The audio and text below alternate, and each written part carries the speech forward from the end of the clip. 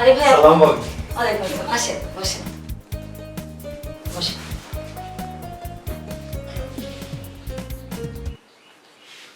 ভাবি এই দুদিনের গাড়ি ভাড়া।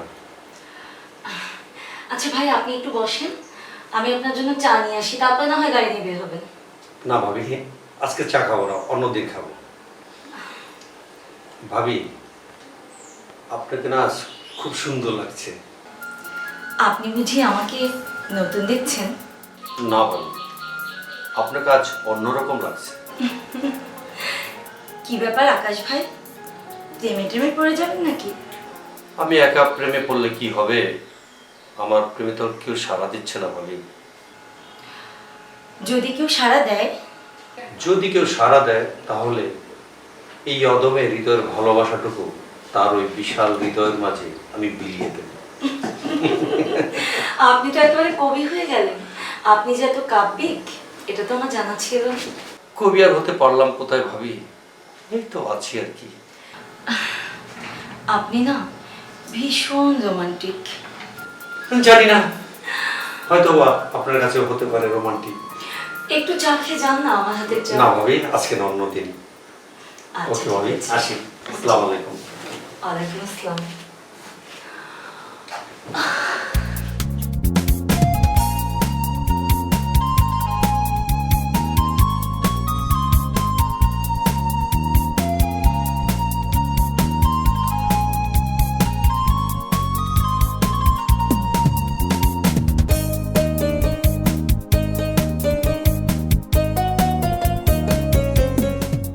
ভাবি গতকালকের চেয়ে আজকে না আপনাকে অনেক অনেক সুন্দর লাগছে।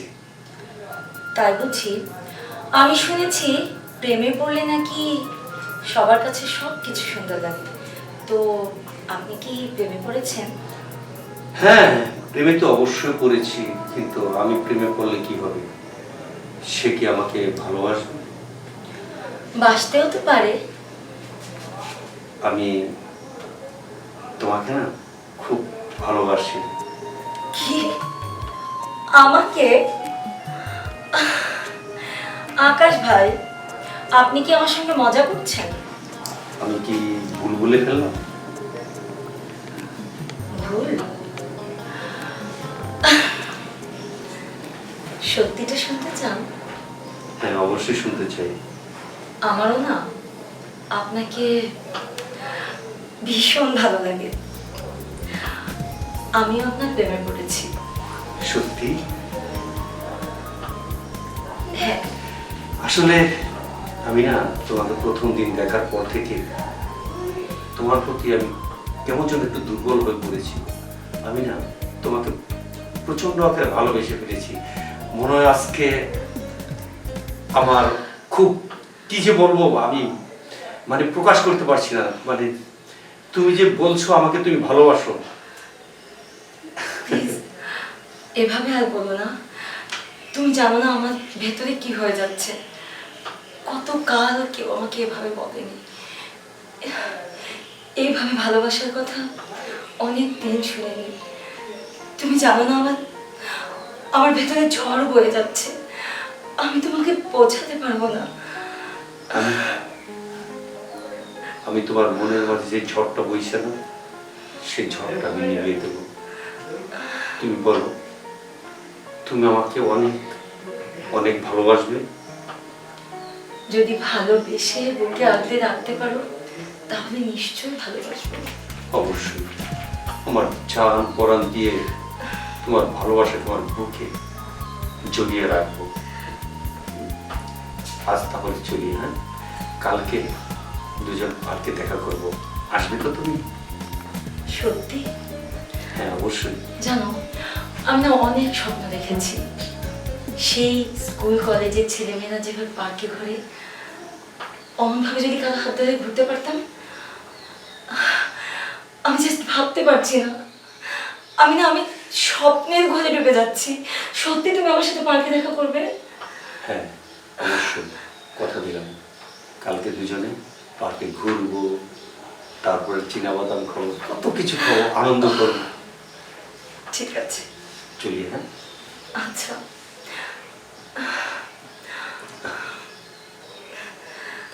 চলি হ্যাঁ।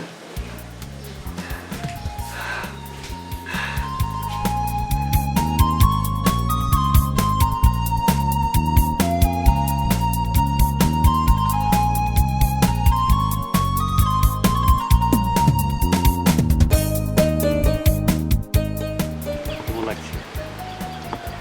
কেমন লাগছে বুঝতে পারছো না? আসলে আমি ভাবতেও পারিনি আমার জীবনে তুমি আসবে।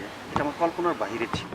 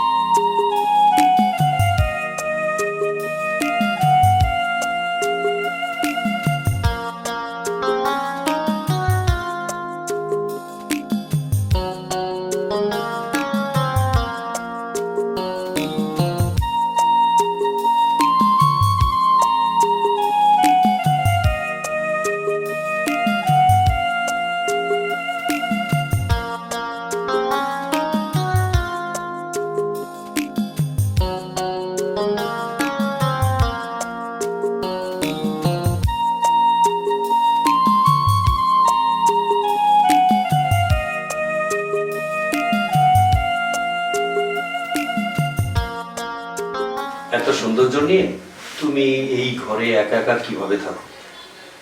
এখন থেকে তো আর একা থাকছি না, তুমি তো আছো। আমাকে মন উজাড় করে ভালোবাসো, পারবে না? অবশ্যই, অবশ্যই পারবো।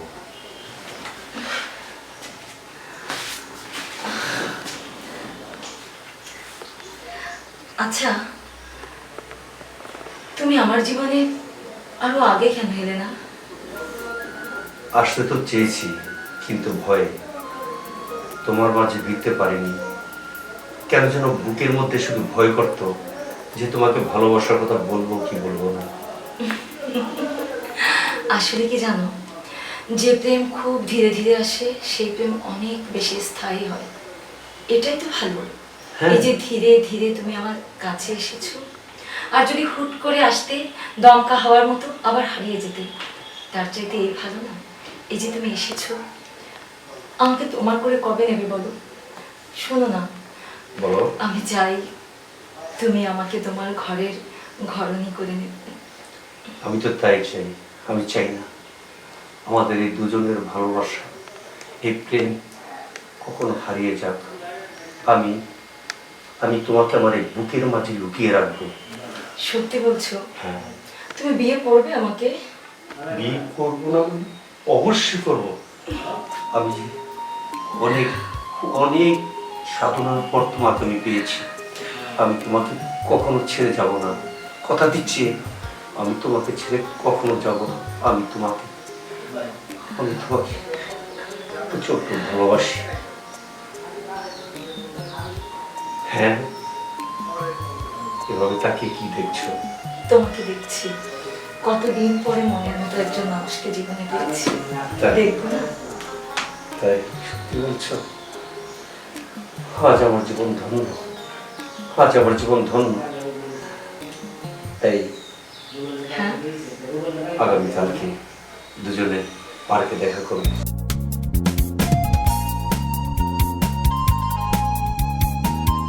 আচ্ছা না, এই বাড়িটা কার নামে?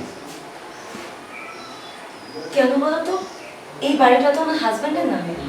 ও আচ্ছা, তুমি যদি আমাকে বিয়ে করো তাহলে এই বাড়িটা তোমার হাতছাড়া হয়ে যাবে।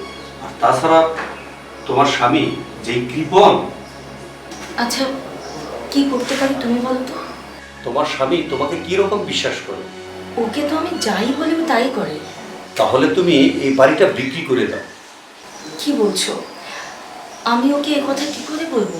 আমি না, আমার মাথায় না একটা বুদ্ধি এসেছে। তুমি তোমার স্বামীকে বলবে তুমি ভালো একটা বাড়ি পেয়েছো, এটা বিক্রি করে তুমি ওই বাড়িটা কিনবে। কি বলবো? বাহ, দারুণ আইডিয়া। তোমার মাথায় এত বুদ্ধি। আচ্ছা ঠিক আছে, শোনো, এরপরে ওকে কল করে আমি একটা বোঝাই। ওকে, তাহলে আমি এখন উঠি। আচ্ছা। ওকে, বাই।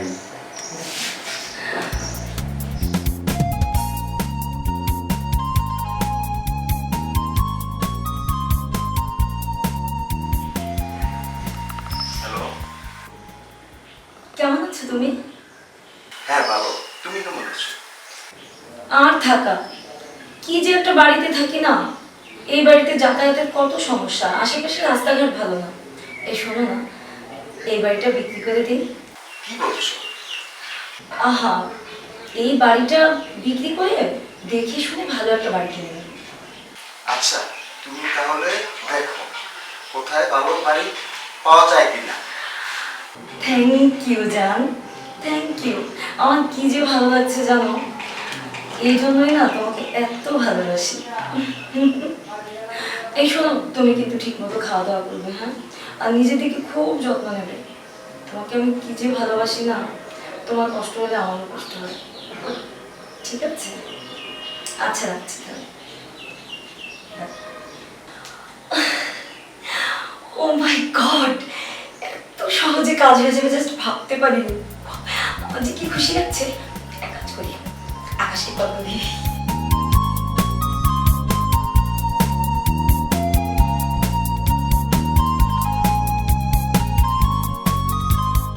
ওটা ধরো।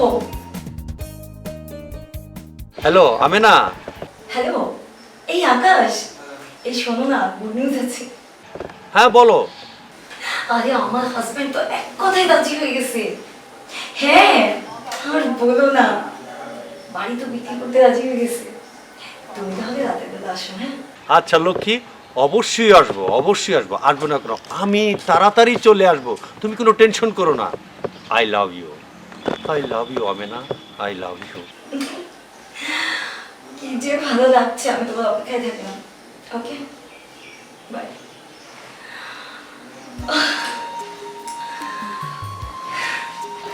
আর বলো না, আমি না তোমার জন্য অপেক্ষা করতে করতে অস্থির হয়ে গেছি যে কখন তুমি আসবা, কখন তোমার সাথে কথা বলবো। তাহলে আমার কথাটা তোমার কাজে লেগেই গেল। হ্যাঁ, কাজে লাগবে না?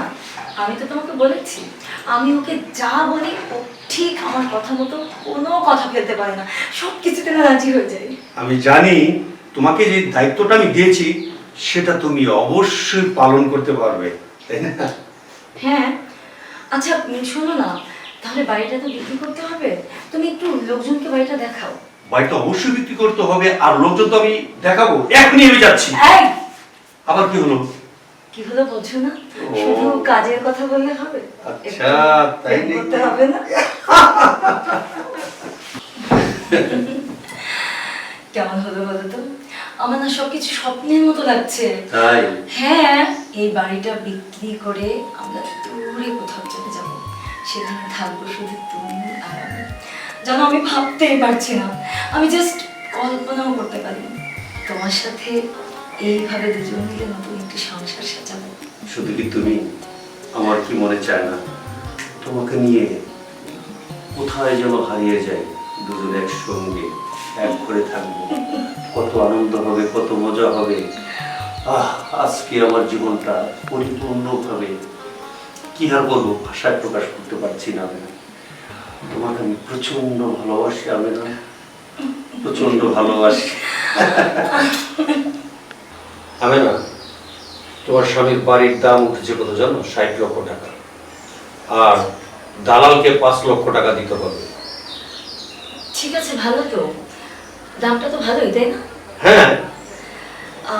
তুমি তাহলে এক কাজ করো, যত তাড়াতাড়ি সম্ভব বিক্রির ব্যবস্থা করো। আচ্ছা, ওই মানে রেজিস্ট্রেশন শো এগুলো কিভাবে করবে? ও তো আবার বিদেশে থাকে, এখানে তো আর থাকে না। আরে ওটা নিয়ে তোমাকে ভাবতে হবে না। শোনো, তুমি যে করি হোক অনলাইনের মাধ্যমে তোমার স্বামীর স্বাক্ষরটাকে নিয়ে আসবে, আর বাদ বাকি যত কাজ আছে না আমি করে নেব। কি পারবে তো? আচ্ছা, হ্যাঁ, ও তো বলেই দিছে যে বিক্রি করার জন্য লোক দেখো। তাহলে আমি আজকেই ওর সঙ্গে কথা বলে ওর সইটা এনে তোমাকে দিব, আর তুমি কবে কি ফাইনাল করবে আমাকে তাড়াতাড়ি জানাও, আমার না সহ্য হচ্ছে না। তোমার সহ্য হচ্ছে না, আমারই বা সহ্য কি করে হয়? কি বলো না? বুদ্ধিটা কেমন? তোমার মাথায় তো অনেক বুদ্ধি।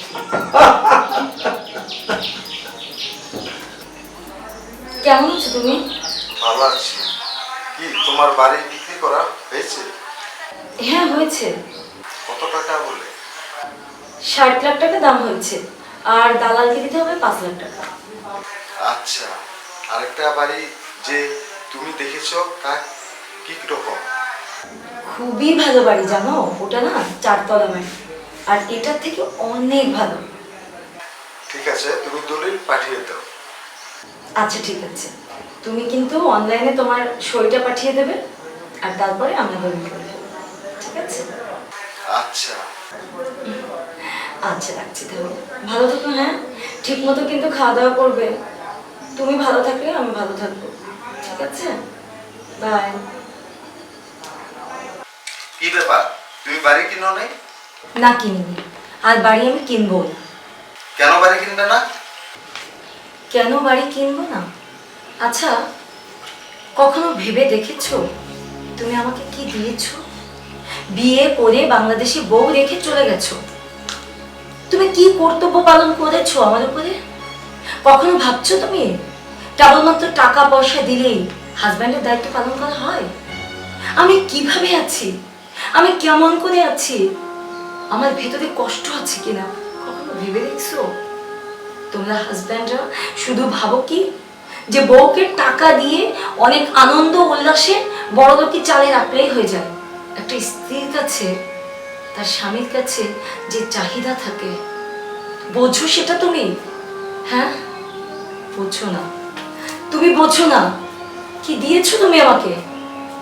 তোমার সাথে কেন ঘর করবো আমি? হ্যাঁ, আমি তোমার সাথে ঘর করবো না।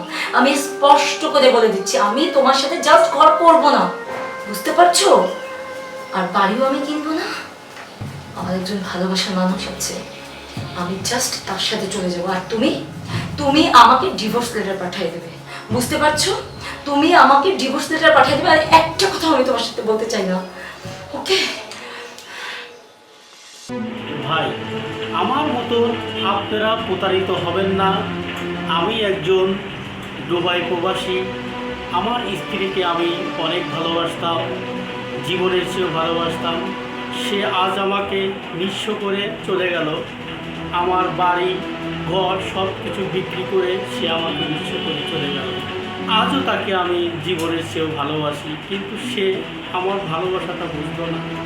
সে আমাকে শুধু কষ্টই দিয়ে গেল, আমার ভালোবাসাটা বুঝলো না। ভাই, আপনাদের উদ্দেশ্যে আমি বলি, আপনারা এই ভুল কখনো করবেন না, বউকে বিশ্বাস করবেন। এই বলে আমার কথাটা আমি শেষ করছি। আমার মতো প্রবাসী যারা আছেন, ঘরের বউকে এত বিশ্বাস করবেন না। আমার সুন্দরী বউকে বিশ্বাস করে আমি আজ সব নিঃস্ব।